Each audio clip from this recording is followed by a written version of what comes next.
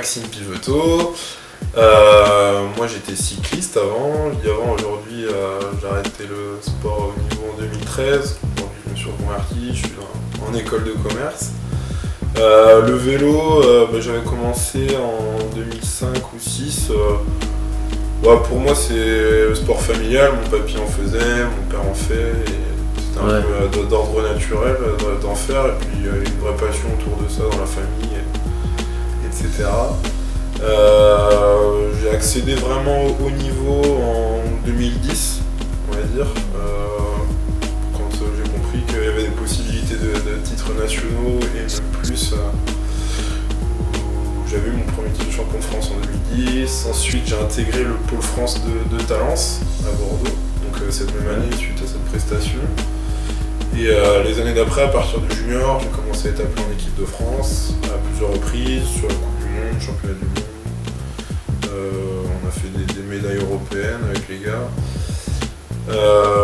Et j'ai fini dans une réserve d'équipe professionnelle, l'antichambre de l'équipe aujourd'hui Direct Énergie, c'est ça.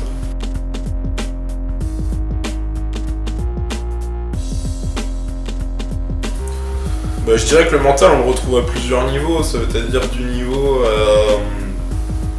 sur le moment lorsqu'on est sur le vélo et qu'on a mal aux jambes, jusqu'à le mental plus globalement pour gérer son approche des courses, sa gestion de carrière, parce que des fois ça se passe pas toujours bien, etc. Ou alors au contraire, le mental qui conditionne le fait que ça se passe bien. Moi je pense que quand on est assez sain dans sa tête, par exemple, assez confiant au niveau du mental, tout se passe bien après, parce que, comme on dit, toutes les choses se tournent bien, la chance est là, parce que la chance, on dit toujours, faut la provoquer. C'est une condition mentale plus globale. Après, purement, je parle sur le vélo, on dit toujours que le mental, c'est plus que le physique dans le vélo, parce que on a un sport qui est relativement dur. Et ce qui fait la différence, après ça c'est comme dans tous les sports, c'est l'entraînement. Mais en gros l'entraînement, t'es tout seul sur ton vélo, faut se faire mal tout seul, donc c'est la motivation qui engendre le mental et la force mentale qui te permet de te faire mal tout seul plus que les autres et plus longtemps que les autres à l'entraînement, et pour reproduire ça après en course.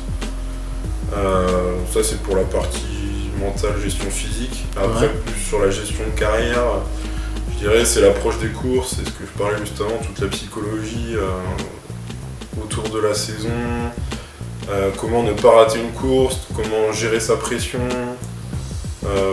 plein de choses comme ça. Je sais que moi j'avais eu des soucis au début, les premières années, à gérer les grandes échéances, type championnat d'Europe, championnat du monde la première fois, et même si après l'expérience, j'avais effectué un travail derrière qui m'a beaucoup servi. Déjà, comme je l'ai dit juste avant, le mental il se fait avec l'expérience naturellement. Ça c'est comme pour tout. Mais là où j'avais vraiment boosté la chose, c'est que pour la saison, entre la saison 2011 et 2012, j'avais décidé de prendre un préparateur mental parce que j'avais eu des soucis de gestion, moi c'était plus de stress dans certaines épreuves qui m'ont fait passer complètement au travers. C'est-à-dire que trop de cogitation, trop de stress, ça met dans des états nerveux qui te pompent tout ton jus comme on dit. Et là l'épreuve, tu passes complètement à travers, c'est-à-dire que tu fais un résultat qui est complètement minable et du coup tu es déçu. Et c'est dommage parce que tu te gâches tout seul des mois et des mois d'entraînement et de préparation qui étaient là juste pour cet objectif-là. Donc je revenais pour la saison 2012 avec plus d'ambition, je voulais vraiment mettre toutes les chances de mon côté. Et j'ai eu la chance par l'intermédiaire du pôle, on m'avait proposé de mettre ce coach mental à disposition, donc j'ai pris ça tout de suite. On faisait des séances vraiment toutes les semaines, même plusieurs fois par semaine si je le demandais.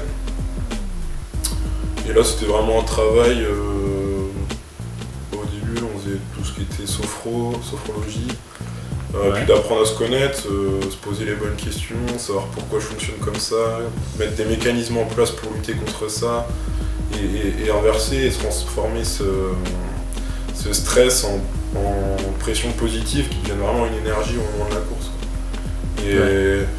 Moi je sais que pour moi ça avait super bien marché l'année d'après, et puis même aujourd'hui je ressens plus du tout de stress ni dans mes études ni nulle part. Enfin,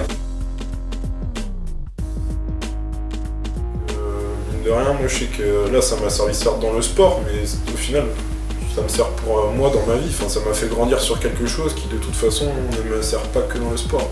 Ouais. Donc là maintenant, je pense après faut voir genre au cas par cas, c'est selon les personnes, selon le ressenti de chacun, etc. Et puis tous les après rencontres sont différents. Mais non, ça peut être vraiment pertinent et de toute façon ça peut faire que du bien. Merci Maxime. Mais de rien.